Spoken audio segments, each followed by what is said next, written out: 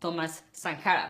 May he so rest in peace. Sankara took over power at the age of 33 after a bloodless military coup. The first thing that Sankara did was to reduce the salaries of all the ministers and all public officials, including his own salary. He took away their luxurious cars, Mercedes-Benz at the time, and he made them drive regular cars. He himself was driving, and what do you call this thing? Okay, that was what he was driving. Anyway, no more first class. All officials had to fly economy. Not a single special preference was left for these officials. He put an end to colonial taxes and embedded in his people to stand against colonial mentality. He took care of food, he took care of housing, he took care of health care for his people. At that time, several African countries were dealing with disease epidemics, but not in Burkina Faso because he provided vaccines for polio, measles, and meningitis. In 1 week alone, 2.5 million people were vaccinated. His government was the first African government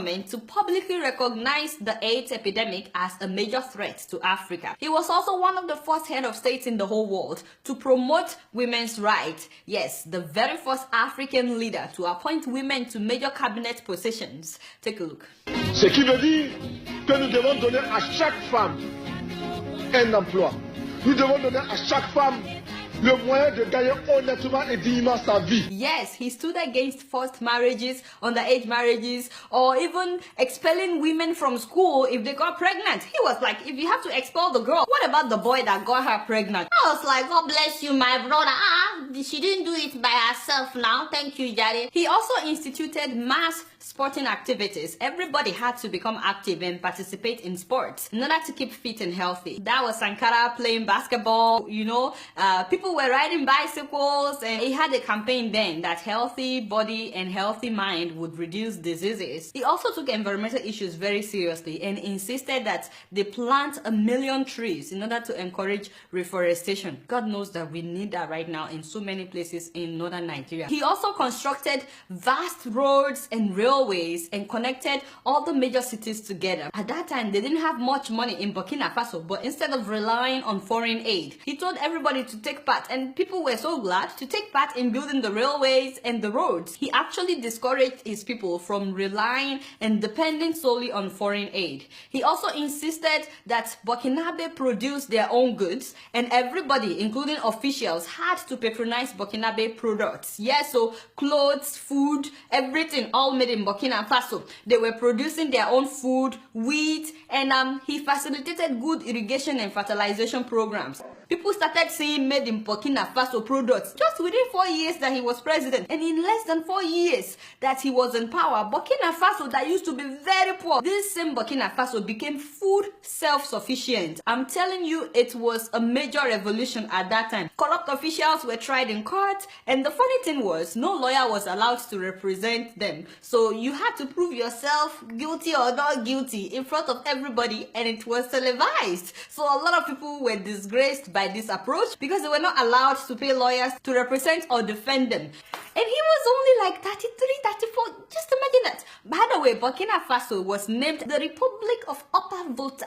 at that time by the French, the colonial masters. Sankara was the one that renamed it as a Burkina Faso, which means the land of upright men. He also commissioned several housing projects for the less privileged, and he was out among his people, always, you know, relating with people. He was not untouchable. You know how nowadays our leaders in Africa, they have this long convoy following them, and everybody has to get out of the way. No, Sankara was never like that. He related with anybody and everybody. This man took Burkina Faso out of misery in less than 4 years. Less than 4 years. Of course, the French, did not like that they were losing grip of their former colony because he stopped borrowing money and he stopped relying on their foreign aid. And they wanted to make sure that other African countries don't follow his footsteps. You get what I'm saying? In fact, all those that were benefiting from Africa's underdevelopment at that time, they were not happy to see Burkina Faso rising, becoming self-dependent. So guess what they did? They sponsored his very best friend from childhood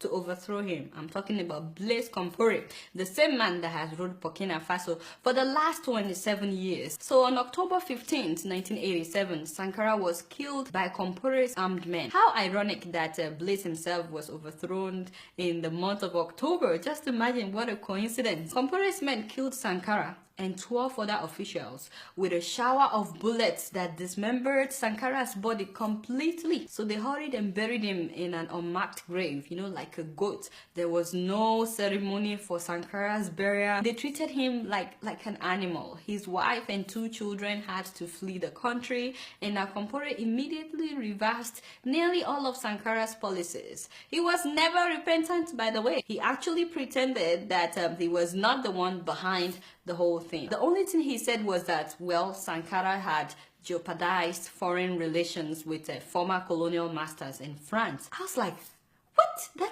That's the reason for you to kill the guy? Compaore rejoined the International Monetary Fund and the World Bank, and he went right back to being a puppet in the hands of France. And once again, what would have led to true self-dependency and freedom in Africa was quenched by this man. You know, the question is, would we learn a lesson from Burkina Faso? I mean, all the African countries where corruption is being celebrated today, can we learn from the Burkinabes? All the countries that have dictators in power, when will you guys have your own revolution? But you know, as much as I admire Thomas Sankara, the man whose legacy will never die, you know, it actually reminds me of the fact that in Africa, we kill those we should celebrate, and we celebrate those we should get rid of. The sad thing is, we never really appreciate those that are advocating for change until they are gone. To be honest, not many Nigerians celebrated Fela Anikulapo Kuti when he was alive. No, not many people celebrated him at that time. When would we learn to recognize great minds, you know, before they die or before they are killed? People like Patrice Lumumba, Kwame Nkrumah, Ediado Modlane, Amilcar Cabral, Steve Biko, Samora Machel, and of course, John Garang. You know, it's very sad because many of our children don't even know who these people are. Anyway, congratulations to my people in Burkina Faso.